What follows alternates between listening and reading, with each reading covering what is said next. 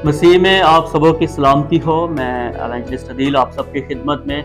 मैं खुदावन का नहायत शुक्रगुजार हूँ। और सेकेंडली आज जो हमारा जो टॉपिक होगा वो सेकंड टॉपिक है। दूसरा टॉपिक में जो सीखा जाएगा वो है रोज़ा। अब हम रोज़े के ऊपर जो सीखेंगे वो है यीशु मसीह की आजमाइश के ऊपर जब बात करेंगे कि खुदावन यीशु मसीह की आजमाइश में खुदावन यीशु मसीह जो है वो रोज़े में भी अपने आप को उसने मजबूत रखा और हमें सिखाया कि किस तरीके से हमने रोज़ा रखना है। मुश्किलात बहुत आएंगी लेकिन हमने उनका मुकाबला करना है। डरना नहीं, खौफ नहीं खाना, बेदिल नहीं होना, बल्कि हमने रोज़ा जब रखना है तो पूरे दयानतदारी के साथ, पूरे ईमान के साथ हम रोज़ा रखने वाले बन सके। मेरे अज़ीज़ों, हम रोज़े के ऊपर जब बात करते हैं खुदावन के कलाम में से देखते हैं मत्ती की इंजील उसका 4 बाब और उसकी पहली आयत से 11वीं आयत तक हम खुदावन के पाक कलाम में से देखेंगे यीशु की आजमाइश के ऊपर जो बात है सीखते हैं खुदावन के पाक कलाम में से।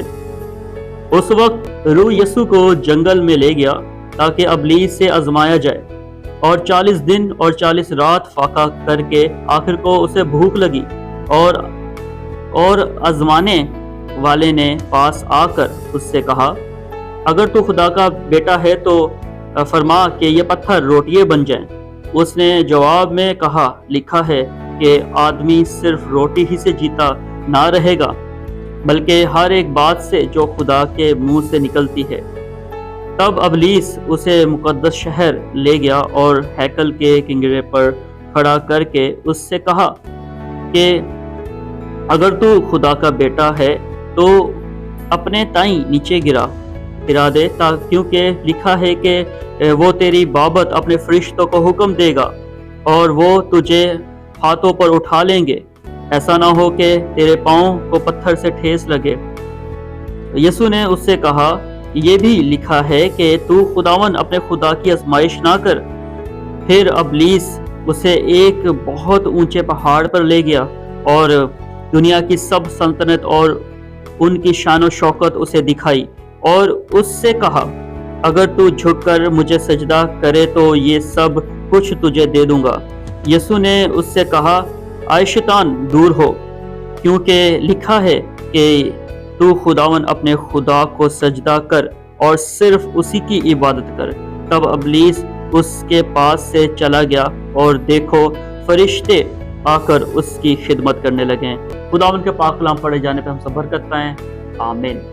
यहाँ पर खुदावन के जिंदा पाक कलाम में से जो सीखा कि यीशु मसीह की जब आजमाइश हुई तो आजमाइश में जो है आजमाने वाले ने पास आकर यीशु की आजमाइश की, अगर तू कहे इस पत्थर को रोटी बन जाए तो ये रोटी बन जाए। खुदावन यीशु मसीह सब चीजें कर सकता था लेकिन उसने अपने बाप की बात को मानना इम्पोर्टेंट समझा, क्योंकि वो बाप की मर्जी से आया और उसने सारे काम जो थे वो बाप की मर्जी से किए।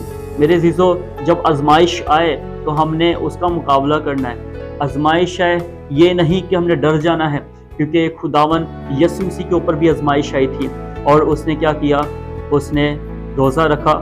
40 दिन का रोज़ा यीशु मसीह ने रखा और आजमाने वाले ने पास आकर यीशु को आजमाया। और इसी तरह जब हम रोज़ा रखते हैं तो अबलीस हमें भी आजमाता है, तो हमने खौफ नहीं करना बल्कि हमारा ईमान, यकीन, भरोसा खुदावन यीशु मसीह पर होना चाहिए।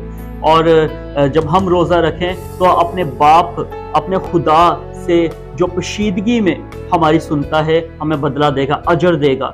तो हमें चाहिए कि हम जब रोज़ा रखें तो अपने मुंह को धोएं और उसके बाद हम तेल लगाएं सर पर और उसके बाद हम खुदावन के हजूर जो है वो ठहर जाएं।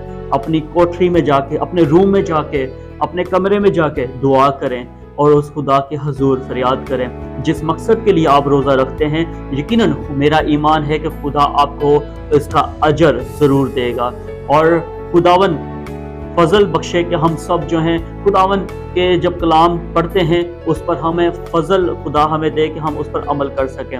अमल करने का खुदा हमें गहरा फजल बख्शे और उस पर चलने का भी हमें खुदा गहरा फजल बख्शे और हमारा रोज़ा जो है वो खुदा की नज़र में मकबूल ठहरे। खुदावन आप सबको बहुत ज़्यादा बरकत दे। गॉड ब्लेस यू, आमीन।